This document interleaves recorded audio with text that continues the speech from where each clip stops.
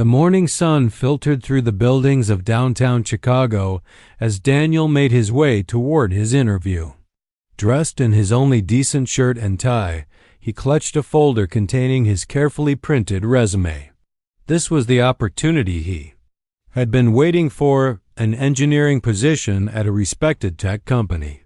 After months of rejection emails and unreturned calls, he had finally secured an interview. His palms were sweaty, and his heart thudded with a mix of nerves and excitement. He glanced at his phone, 25 minutes left to make it on time. He weaved through the crowd, ignoring the noise of the city around him. His thoughts raced through potential questions, answers, and how he'd explain the gaps in his resume. As he neared the building, just a block away, he saw a woman struggling by the side of the road. Her grocery bags had split open, and apples, papers, and bottles scattered across the pavement. A few people looked, but didn't stop. Daniel slowed down. Every second counted if he wanted to make the interview on time, but he couldn't walk away. She was clearly overwhelmed. Without another thought, he ran over to her.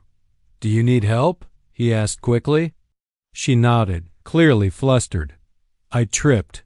Everything's everywhere." He knelt down and helped gather her items, even stopping traffic to retrieve a can that had rolled into the street. She looked surprised and grateful as he stacked the items into a new bag she found in her purse. "You didn't have to stop," she said, breathless. "You're dressed like you're going somewhere important." Daniel smiled awkwardly. "I've got an interview." But this seemed more important in the moment.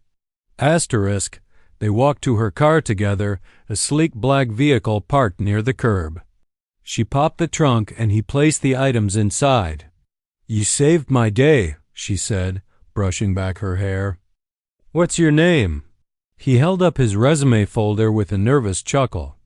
"Daniel Harper." Her eyes caught the name. "Nice to meet you, Daniel." She paused for a moment, then said thoughtfully, "Not many people would have done what you just did." Daniel shrugged, trying to appear humble. "My mom raised me to help when I can."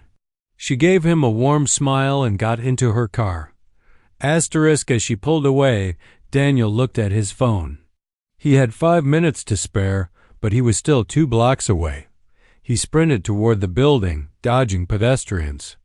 Bursting through the doors, he reached the front desk gasping for air. "I have an interview with CCI Tech. Engineering Department. The receptionist looked at the clock and frowned sympathetically. "I'm really sorry, sir. They wrapped up 15 minutes ago." They were on a tight schedule. He tried explaining what had happened, but it didn't matter.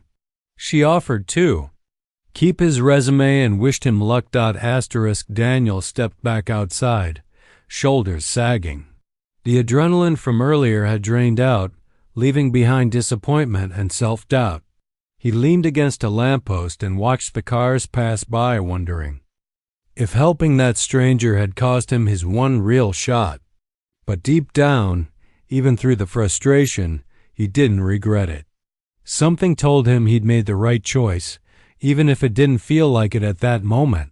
He walked home slowly, resume still in hand, unaware that fate had already started to shift in his favor.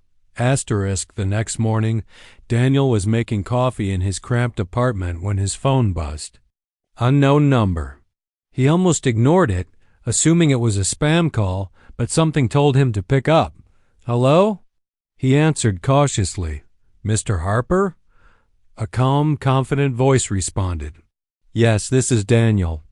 This is Amanda Wells, CEO of CCI Tech.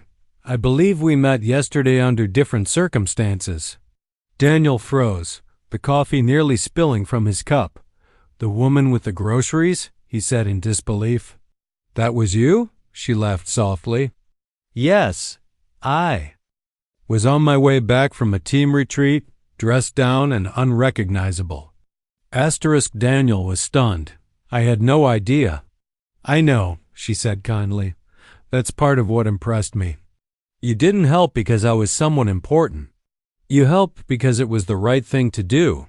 He blinked, trying to make sense of it all. I didn't even make it to the interview. I know, she said again, her tone warm, which is why I'm calling. I'd like you to come in tomorrow. Not for an interview, for onboarding. Daniel's jaw dropped. You're offering me the job? I'm offering you a chance. We can train skills, Daniel, but we can't teach character. Asterisk. The next day, Daniel arrived at CCI Tech's modern campus, this time with a genuine smile on his face. The receptionist greeted him like they'd met before. He was guided through a tour of the facility, introduced to the team, and handed a badge that read Engineering Associate. His cubicle was small, but to him, it felt like a palace. As he settled in, Amanda passed by. She stopped, leaned in, and said, "Welcome aboard. I don't forget the people who show up when it matters." He thanked her again, still trying to believe everything that was happening. Asterisk weeks passed quickly. Daniel poured his energy into every project. He stayed late, asked questions, and quickly became known as reliable and sharp. One afternoon, while grabbing lunch in the break room, a senior developer asked how he'd gotten hired. Daniel shrugged modestly. I missed the interview but picked up some groceries instead. The room laughed, but Amanda, standing by the coffee machine, nodded proudly. And that gentleman is why he's here. Her confidence in him pushed Daniel even harder. He began leading parts of their new software rollout and earned the respect of the entire team. Asterisk on his third month, Daniel got his first full paycheck. He stared at the amount in disbelief, then walked straight to the florist across from the company. He bought a bouquet of Lily, his mother's favorite. That evening, he visited her grave. Got the job, Mom, he whispered. And I didn't even have to compromise who you raised me to be. A breeze rustled the grass as if in reply. He stood there in silence, feeling peace wash over him. He wasn't just succeeding. He was doing it the right way, with kindness and integrity as his foundation. Asterisk, the story of Daniel's unexpected hire slowly circulated through CCI Tech and beyond, inspiring others.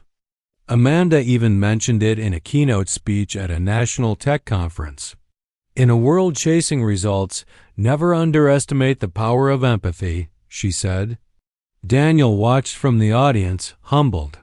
He had once feared missing his interview would close every door. Instead, it had opened the right one, not just to a career, but to purpose. He smiled quietly to himself, grateful that in one small moment of kindness, everything had changed. Asterisk.